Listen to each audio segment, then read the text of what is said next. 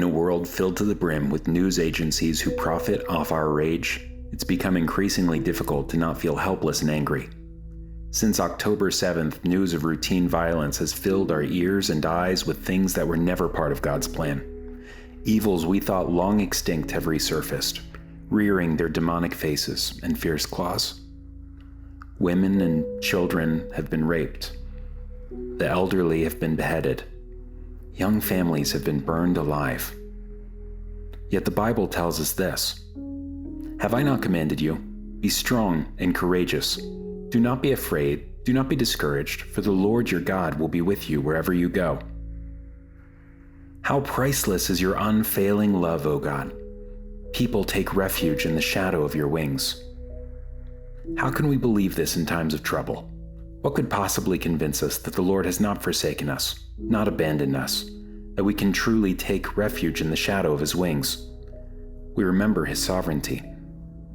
And he said to me, "My grace is sufficient for you, for my strength is made perfect in weakness.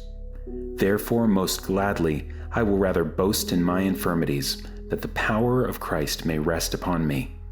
And what do we do, armed with the promises of a good, gracious, and loving Father?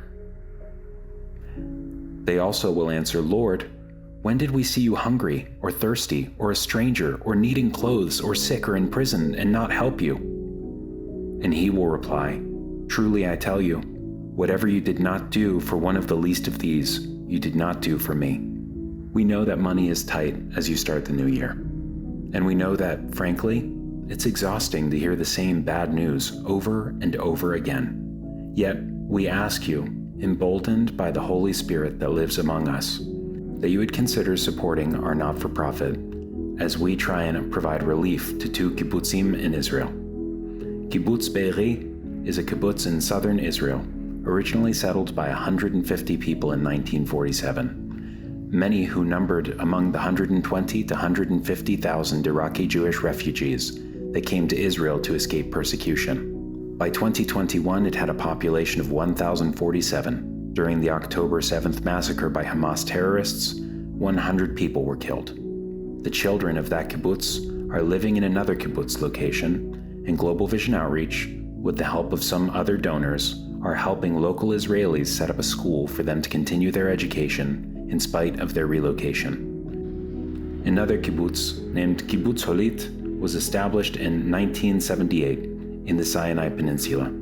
But as a result of the Israel-Egypt Peace Treaty in 1979, the kibbutz was re-established in its current location in 1982.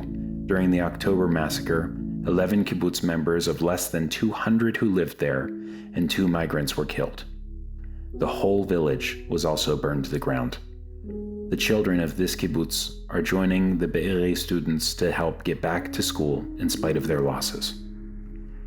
If you would like to help us finish outfitting the school for these students, please give to Global Vision Outreach Incorporated by check in our North Carolina offices.